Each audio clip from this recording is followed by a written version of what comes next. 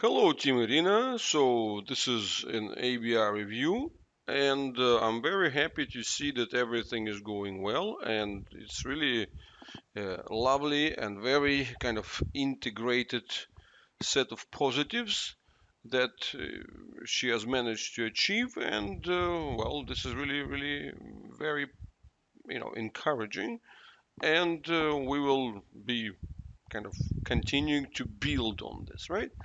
So. Your list is excellent. Your observations of, everything that you observe and pay attention to is very, well articulated. So, like starting with this thing, a transition between postures that you really like notice this, that it's easier to walk and as you start to run. And then also, it's very good to see that everything is really being integrated, right? So you see that the structural,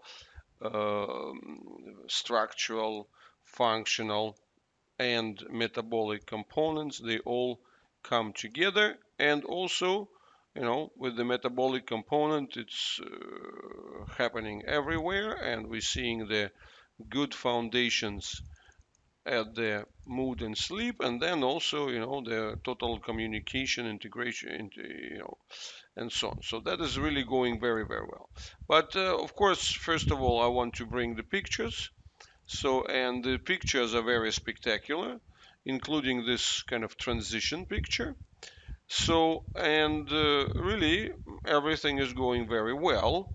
So, certain things are quite straightforward, right? So, whether we talk about the shoulder girdle stability, and particularly, right, the important thing is the transition at this upper part, right? And this is very important thing to understand that, one of the key components discussing the dependencies, like who is who and what leads and what depends, is to understand that our typical perception is to think, okay, there is a rib cage, and then on top of the rib cage you got some attachments of the shoulder blades. So shoulder blades are on top of the rib cage, but the reality is quite the opposite.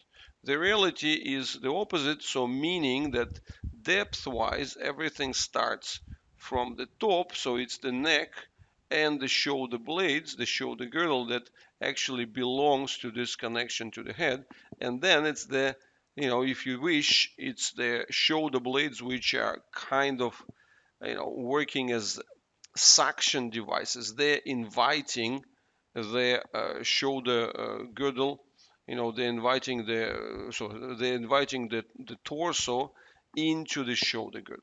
I'm bringing this kind of images so that you understand that it's the suction effect, that it's the shoulder blades as those cups that are inviting away. So that's why this is so important, that we are seeing this transformation coming from the top. Now, of course, there is a significant level of additional independence that belongs and that sort of shapes up within the torso itself. And from that perspective, the most important thing for us is to look at the rib angles here. So this is where the ribs are connected to each other. So that's their primary connection. Those are the elements that work as kind of the main springs supporting the rib cage. And of course, now you see that this has been a really important transformation. And but this is the part that we will need to work at more. But for now, what we really see as a huge kind of easy, relatively easy achievements with the vibration tools is that those disconnected ribs, going from 12th to 8th, so which were really just not holding anything, now coming together. That's very positive. That's very important. However, we have to keep several other ideas in mind, right? So that as the ribs come together, so we are not yet finished with kind of openings and stabilizing, right? Because the ribs were folded, she didn't really use, the actual abdominal level. So it was very much the ribs and if not the shoulder blade, kind of resting all the way onto the pelvis. So now she's gaining the actual ribs, but as she's gaining the ribs, there is an opening of the abdomen, and that abdomen there is weak, and then the connection to the pelvis is weak. So therefore, there's still plenty of work in this region itself. But I kind of stepped a bit away from my original conversation about the shoulder girdle, about the vertebral column, right? So you see, we talk about the girdle, then we talk about the actual springs at the rib angles, and then of course we talk about the spine itself as the primary kind of fastest coordination. But again, speaking of the spine, we have to really visualize it more as the fish fin and more as a tensional structure, how it coordinates the depth of the of the attached soft tissues rather than being the column of the support. So this is the thing that we still need to work at a lot. And before we move further down, I wanted to show this this sequence. This sequence here is this, right? So you see, we can observe this very clear transition, right? So you see, like she has widened at first, but the ribs were still very depressed, and then we have an improvement where the ribs are better connected, the vertebral column integration, the total. You see a lot less of this muscular kind of bulging there, so that's very positive. But what happens if we look at the comparison here?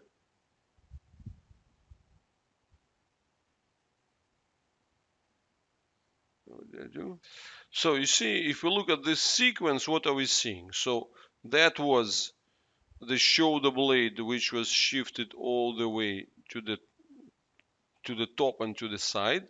Here we had the ribs, which were which were inclined but disconnected.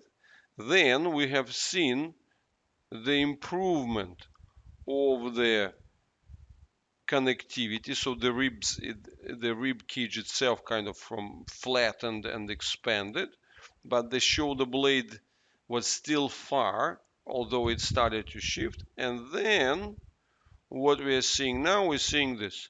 The shoulder blade is much closer to us, and if you look at the total depth fill up, it has improved everywhere. But what you're seeing now is this scenario that Irina looks more concave, more sort of shallow.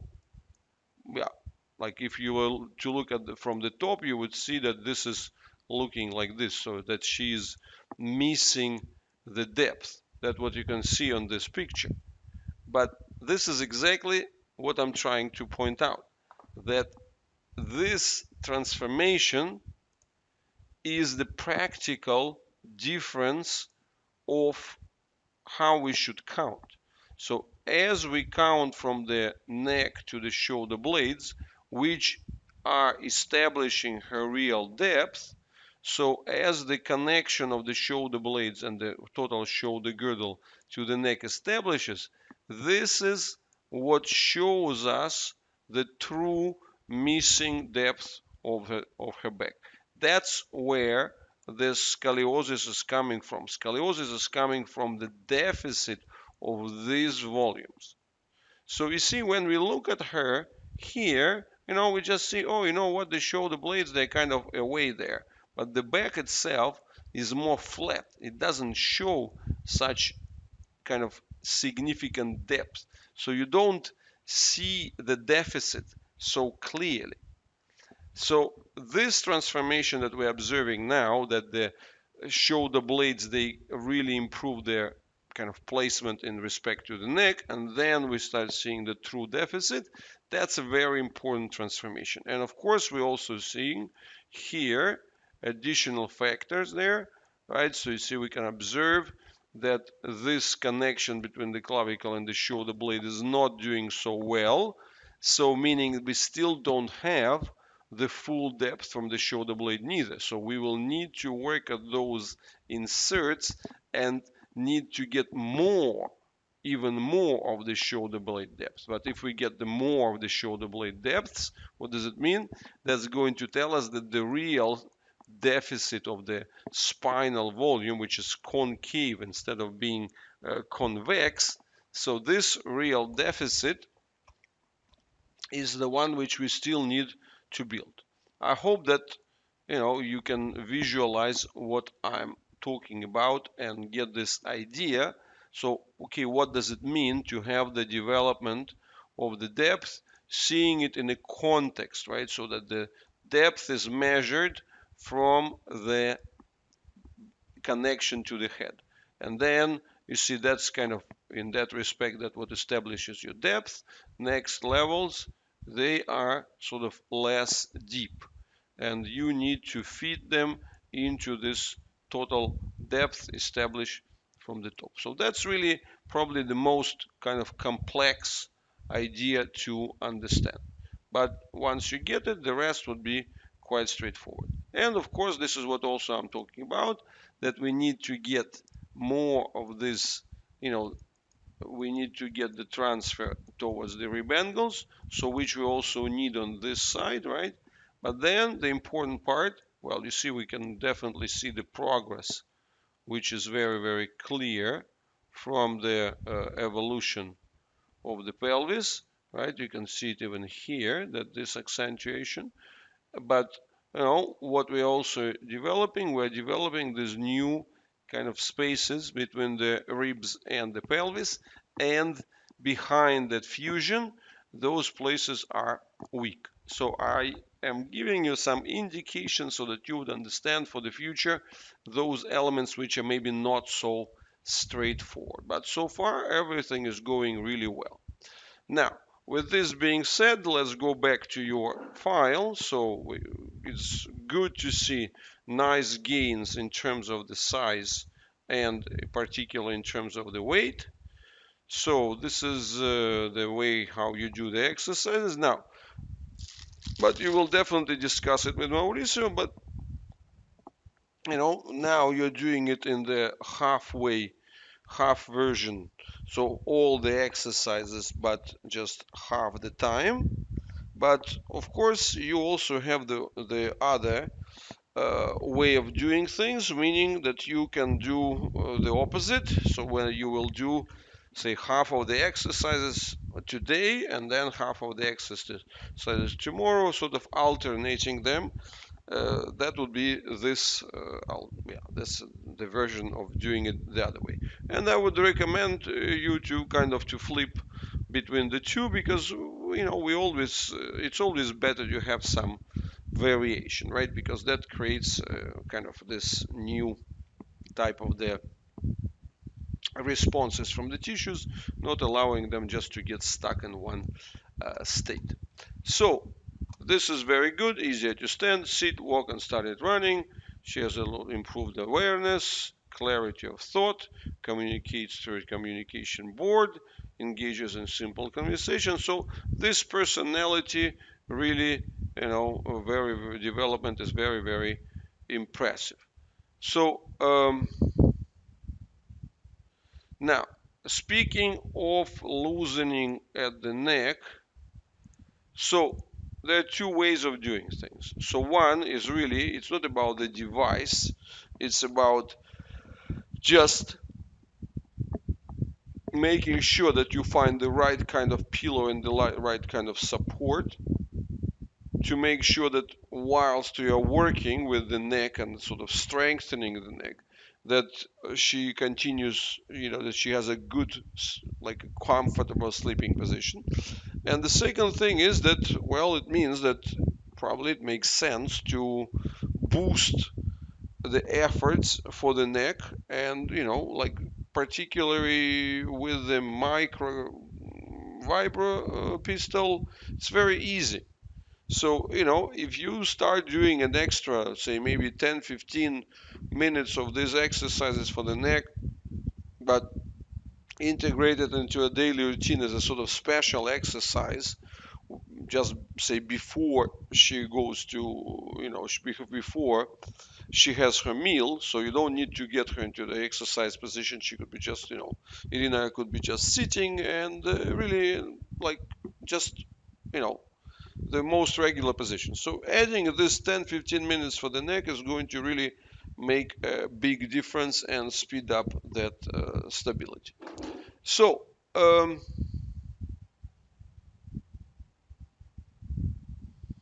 and what can we do to get her in the chair without harming her posture more? Again, the answer is this. So for now, you're making the principle is make her as comfortable as possible, no matter how it looks like, right? Don't force her into straight positions, don't force her into rigid chairs, just make it comfortable for her, and at the same time keep working on the one hand. On the other hand, what you will get as a suggestion is that trying to do the extra usage of the what we call the vibra stations. When you in simple words, this is when you do the wrapping at whether it's for her, whether it would be the spine like the lumbar, or whether it would be the abdomen, so where she could actually maybe even press the button itself for the vibro ball. So using the vibro ball as the tool for the additional activation, so that the vibro ball could be used as this vibro station. And again, for Irina, I think this is going to be really, really important and very compatible with her activities. So these are the key ideas. And so far, as I said, everything is going well. The plan is clear, but now let's look at the pictures and at the activities. So first of all, these are very, very lovely pictures, and the way how she really integrates with the animals, and I can see that the animals, they could have different, mischiefs and tricks, and she is really very, very well connected to the animals. So this is very encouraging, very important, and this kind of facilitating this link definitely has been a very, very clever move on your behalf. Now, what I want to show are a few technical things. So technical things here. See, on the one hand, yes, indeed, we can see that her walking is becoming a lot freer at the bottom, and particularly this video would show it well, right? So you might say, oh, you know what, the leg doesn't go straight, but it's actually, this is the valuable part. So you can see here that the leg is able to swing. Why is it not going straight? Because it's able to actually swing. So meaning, but for this leg to swing, you need the other leg to be able to take the load, right? So, and that's what we're starting to see, that she is able to do what is necessary for the proper walking, namely the transition of the entire body weight on one leg without additional troubles at the pelvis or the spine at the same time, and thanks to this, having the ability to swing the other leg. And then, see, as she swings the right leg, now the left leg doesn't go straight, and again you see here that it delivers this swing. So it's this part which is actually particularly valuable. So this combination of the stability on the leg that takes the weight and sufficient sufficient ability to get the selective movement of the leg within the pelvis, so which points out that that triangle of the direct link of the lumbar, so of the legs to lumbar, which were the kind of the way how Irina would stabilize herself before. So this is really changing in a very positive way. And through this, I really like all these activities that she's doing in bed. See, first of all, I like this activity of the head. So allowing her to, she needs this type of movements. Don't worry about this, don't kind of tell her to stop and so on. So this type of movements are necessary for her to calibrate the neck stability. That's one thing. And then you see all this kind of moves when she's crossing the legs like that. Again, that's very valuable for the activation and really the development of the true hip joint competence within the pelvis. And these activities, when she is doing a lot of those crossings and shiftings and so on, this is very valuable self-training, right?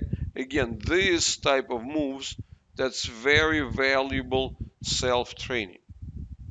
These types of the transitions, this is what I really like.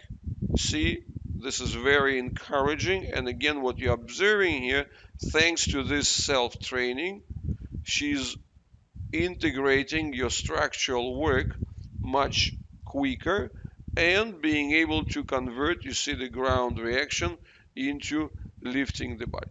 But important thing that I want to see here is this. You see, when Irina bends forwards, we still have the excessive drop at this lower abdominal triangle. So, I discussed these lower abdominal triangles in some of the, in several of the later webinars, especially in the question and answer sections there.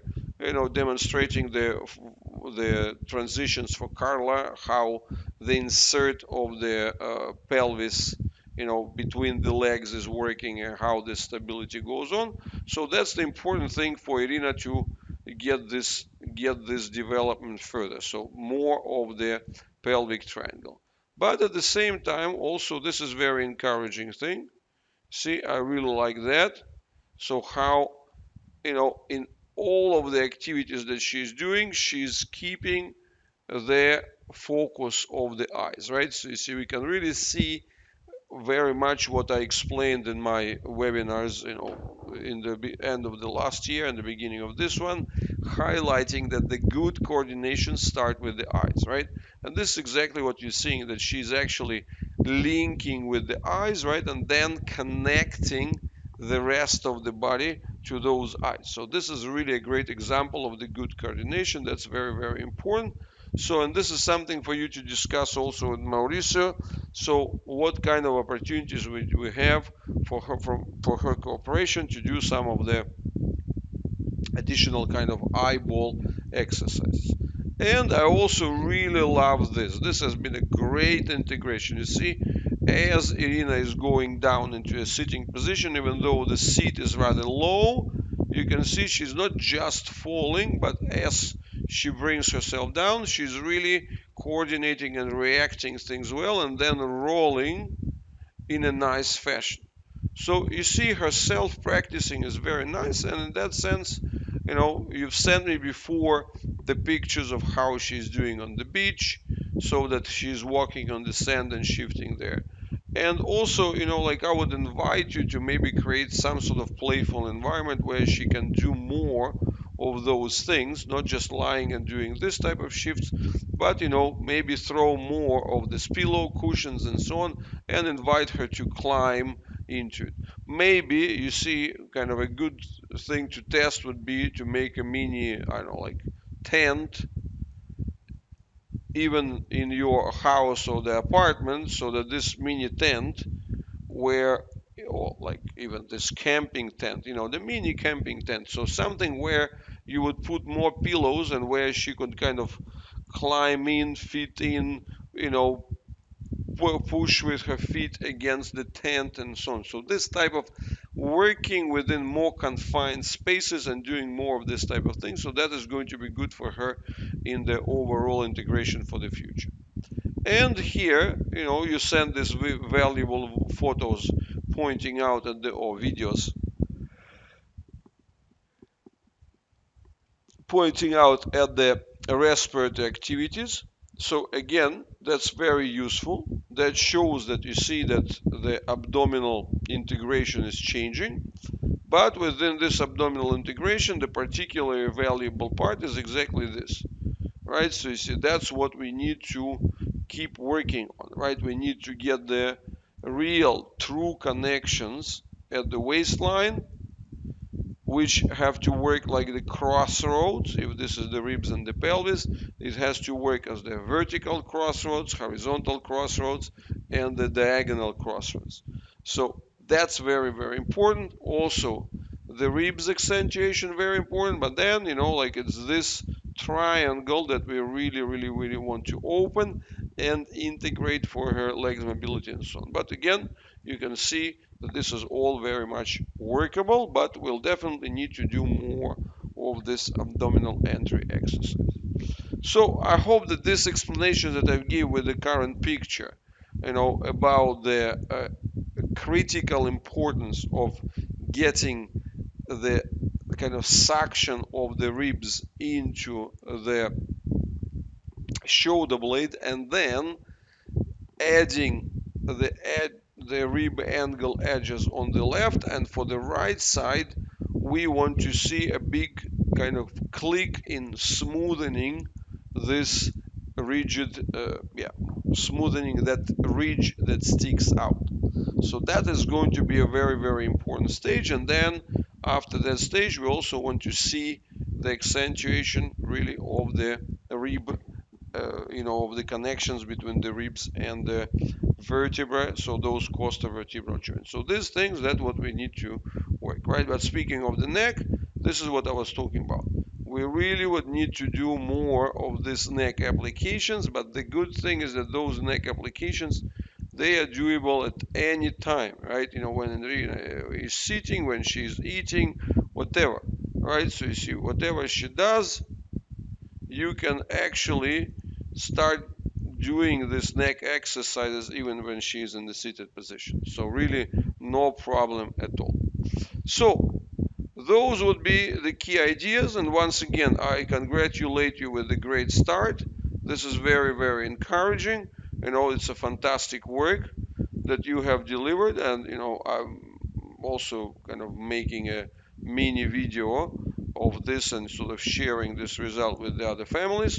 So again, it's just anonymous view of the back, but for which we want your permission, so that that's going to be an encouragement for the other families, so to really see how well all the aspects are working together and how the ABR work is allowing this integration, and like not just the structural transitions, but how the structural transitions directly brought by ABR, how they are converting into all the other improvements, which would be functional, metabolic, and then also the whole thing with the behavioral and emotional maturity and integration. So congratulations, very well done, and looking forward for even more of the fantastic results for the completion of your full yearly schedule. Cheers and all the best.